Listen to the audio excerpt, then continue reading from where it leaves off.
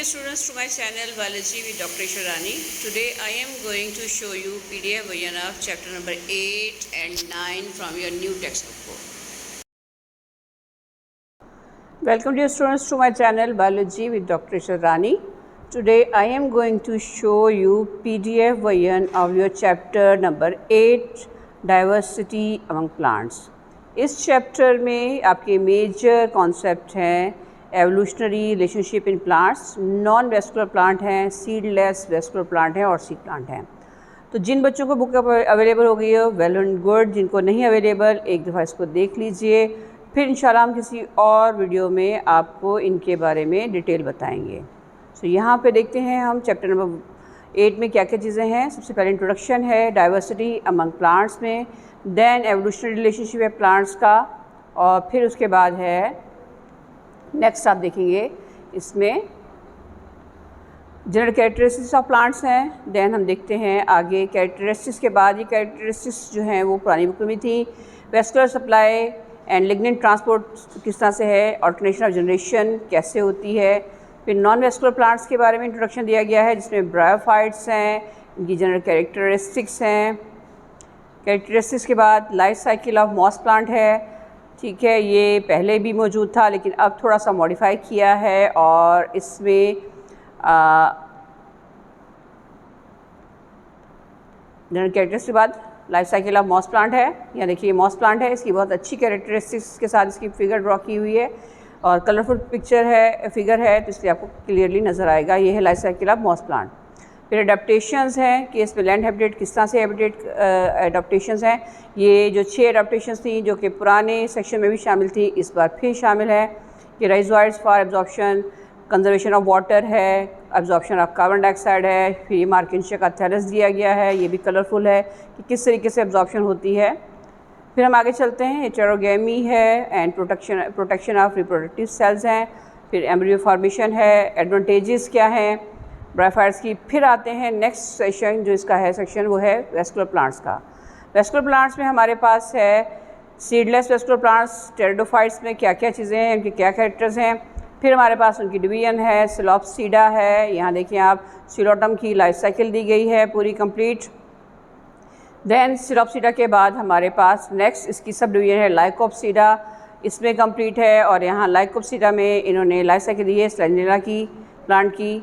फिर नेक्स्ट हमारे पास है स्फेनोप्सीडा यानी हॉर्स टेल, इसकी भी पूरी लाइफ साइकिल है जो कि इक्विसेटम की लाइफ साइकिल कहलाती है, ये कंप्लीट दी गई है।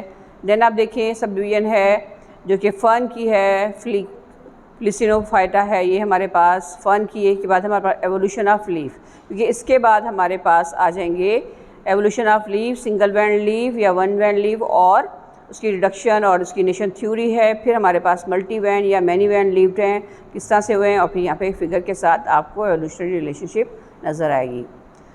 Life cycle of fern plant है, कंप्लीट लाइफ साइकिल है। स्पोरोफाइट फेज क्या होती है, गैमेटोफाइट फेज क्या है, और उसके बाद फिर इसकी बहुत अच्छी सी कलरफुल आपको फिगर दे दी गई है life cycle of fern plant की। देन आगे आता है हमारे पास वेस्कुलर प्लांट्स कि किस तरह से सक्सेसफुल होते हैं। देन इनकी कैरेक्टरिस्टिक्स बाद importance of seedless vascular plant क्या है, इसमें आपके हैं स्पर्मेटोफाइट्स, जिसमें आप पढ़ेंगे एवोल्यूशन ऑफ सीड किस तरह से हुआ, उसके स्टेप्स क्या हैं। देन जो सीडेड प्लांट हैं उनके ग्रुप कौन कौन से हैं, एक है जिम्नोस्पर्म और एक है एंजियोस्पर्म।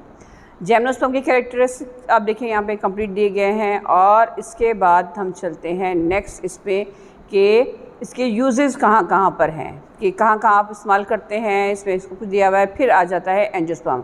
अच्छा, पुरानी बुक में आपको पाइनस की लाइफ साइकिल थी, पाइन की लाइफ साइकिल थी, वो निकाल दी गई है न्यू बुक में। अब यहाँ पे एंजियोस्पर्म को डिस्कस करेंगे। देन हमारे पास है difference between monocot and dicot. अच्छा इजाफा है क्योंकि स्टूडेंट्स को बहुत सारी चीज़ें इससे सीखने मिलती हैं। फिर फ्लावरिंग प्लांट की लाइफ साइकिल में देखेंगे आप कि इसमें एसेक्सुअल रिप्रोडक्शन कैसे होती है, माइक्रोस्पोरोफिल या स्टेमन्स की और कार्पेल किस तरीके से काम करते हैं। और यहाँ देखें आप, ये आपके पास एंजियोस्पर्म की लाइफ साइकिल प्रॉपरली दी गई है विद कलरफुल फिगर। फिर कि फीमेल गैमेटोफाइट कैसे डेवलप होता है, और देन डबल फर्टिलाइजेशन क्या है, ये आपका एंजियोस्पर्म क्यों सक्सेसफुल हैं ऑन लैंड हैबिटेट। फिर हम देखते हैं नेक्स्ट इन्फ्लुएंसेस दी गई है जो कि पहले नहीं थी, और हम लोग स्टूडेंट्स को सेकेंड ईयर में पढ़ाते थे, लेकिन अब हमारे पास ये फर्स्ट ईयर में मौजूद है। इतनी इसकी टाइप्स हैं कि किस तरह से, रेसिम क्या है, साइमोस क्या है, कैटकिन किस तरह से हैं, सारी टाइप्स दी गई हैं। और फिर हमारे पास नेक्स्ट हम देखते हैं कि टाइप ऑफ साइमोस इन्फ्लुएंसेस जिसमें बाईपेरल्स, यूनिपेरल्स किस तरह से होते हैं, ये दिया गया है। और फिर हमारे पास है सिग्निफिकेंस के एंजियोस्पर्म को हम कहाँ कहाँ और किस तरह से इस्तेमाल करते हैं। अब हाँ देखिए आप, फूड के तौर पे मेडिसिनल प्लांट कौन से हैं, ये सारा इसमें दिया गया है। फिर आ गई आपकी समरी। यहाँ पर एक चीज़ और क्लियर कर दें कि पहले आपके पास जो प्लांट में एंजियोस्पर्म की फैमिलीज़ थी वो सिलेबस में होती थी, जबकि अब इसको ओमिट कर दिया गया है, निकाल दिया गया है। समरी फिर वही मेरी एक एडवाइस होगी कि आप प्रॉपर्ली पढ़ें ताकि आपको समरी से काफ़ी सारी चीज़ें एज अ की पॉइंट याद हो जाती हैं। फिर बात करते हैं एक्सरसाइज की। एक्सरसाइज में आप देखें तो यहाँ पर हैं आपके एमसीक्यूज़ बेस्ड पहला क्वेश्चन, देन आपके होंगे नेक्स्ट क्वेश्चन जिसमें आपने वेरी शॉर्ट आंसर या short answer and detail answer होंगे। ये था हमारे पास diversity among plants chapter number 8। चलते हैं बात करते हैं चैप्टर नंबर 9 की, उसका भी एक ओवरव्यू देख लीजिए और इंशाल्लाह फिर हम इन टॉपिक्स को डिटेल में नेक्स्ट मेरी वीडियो में डिटेल में डिस्कस करेंगे। Thank you so much. So dear students, here is chapter number 9 diversity among animals। इसके मेजर कॉन्सेप्ट्स आपके पास हैं कि आपने इसमें कैरेक्टरिस्टिक्स ऑफ एनिमल्स हैं, फिर क्राइटेरिया है कि आप कैसे क्लासिफिकेशन करते हैं, और फिर इन्वर्टिब्रेट्स एंड कॉर्डेट्स हमारे पास हैं।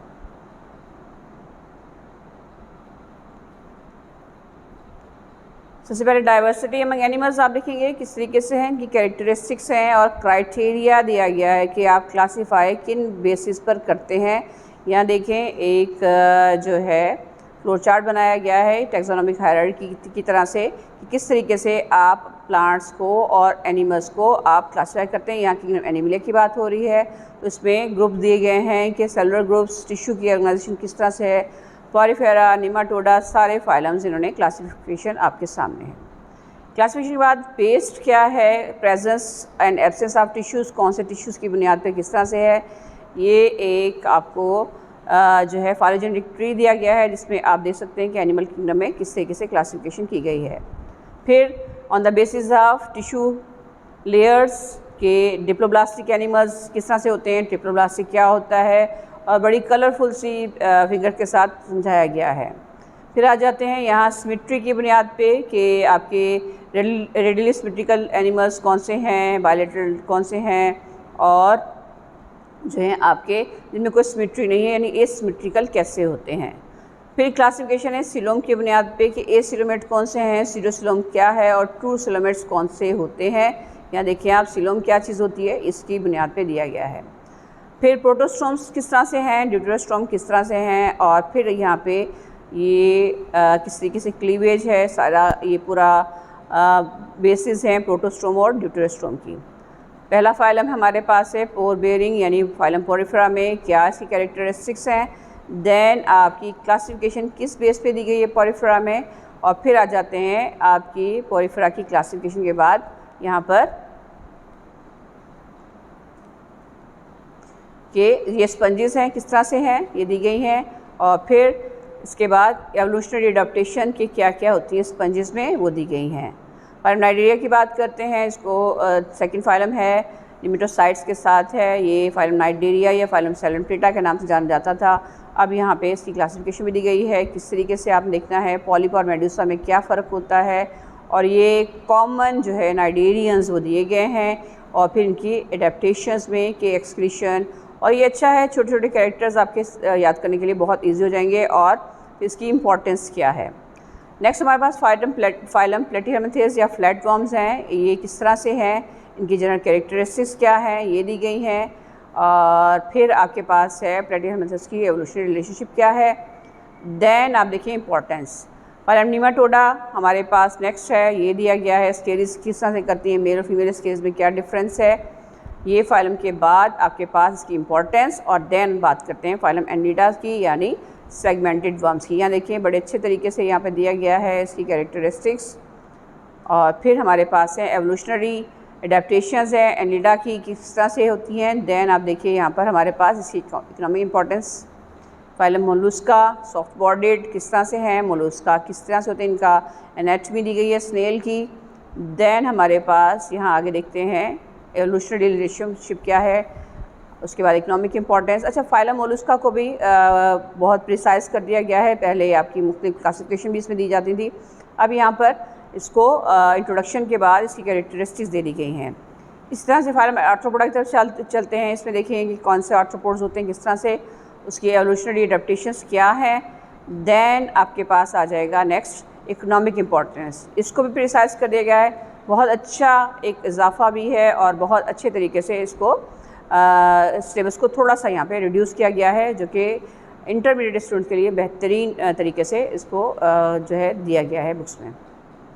फाइलम एकाइनोडर्मेटा स्पाइनी, जिसको स्किन कहते हैं हम लोग, एकाइनोडर्मेटा की कैरेक्टरिस्टिक्स देखिए आप, और देन इसके बाद इसकी एडेप्टेशंस, एवोल्यूशनरी एडेप्टेशंस कौन सी हैं, और फिर हमारे पास इसकी इकोनॉमिक इंपॉर्टेंस आ गई। बात करते हैं फाइलम कॉर्डेटा की, इसमें कैरेक्टरिस्टिक्स हैं कि कॉर्डेट्स में कौन कौन से कैरेक्टर्स पाए जाते हैं। देन इसकी क्लासिफिकेशन है कॉर्डेट में कि इनवर्टिब्रेट्स कैसे होते हैं और वर्टिब्रेट्स कैसे होते हैं। नेक्स्ट आते हैं हमारे पास सब फाइलम है सेफलोकॉर्डेटा किस तरह से होते हैं और फिर इसके ग्रुप्स कौन से हैं। देन क्लासिफिकेशन कौन कौन सी है, जालस फिश क्या कैसे कहलाती हैं, एग्नेथा कैसी होती है। देन आपके पास कार्टिलेज या बोनी फिश कैसी होती हैं, ये इसके बारे में दिया गया है। यहाँ देखें ऑस्ट्रिकथाइस किस तरह से होती हैं और कॉन्ड्रिकथाइस किस तरह से होती हैं, और ये इनकी क्लासिफिकेशन प्लस मुख्तलिफ टाइप्स की फ़िशेस प्रॉपरली दी गई हैं। फिर आते हैं क्लास एम्फीबिया की तरफ कि एम्फीबियंस किस तरह से हैं, ये मुख्तलिफ जो है फिगर्स हैं। फिर क्लास रेप्टिलिया, रेप्टाइल्स के बारे में दे दिया गया है। देन हमारे पास आते हैं रेप्टाइल्स के बाद कि रेप्टाइल्स के कैरेक्टर्स किस तरह से हैं।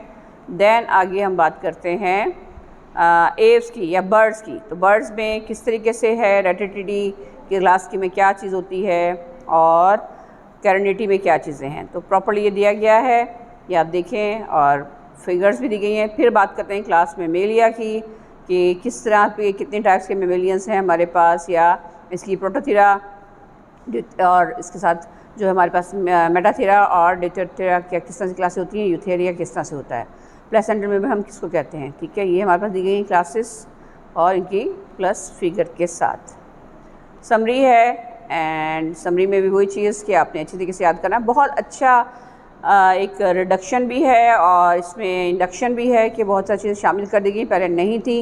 एक्सरसाइज की तरफ चलते हैं तो आपको एक्सरसाइज में आपने सर्कल करना है बेस्ट आंसर जो आपके पास है।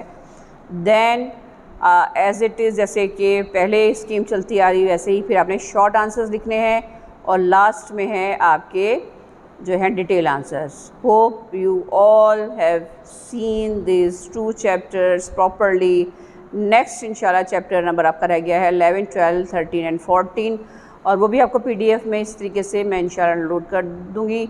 तो good luck to all of you, और इंशाल्लाह बहुत जल्द बुक्स भी अवेलेबल होंगी। ठीक है, thank you so much. For more videos like share and subscribe my channel.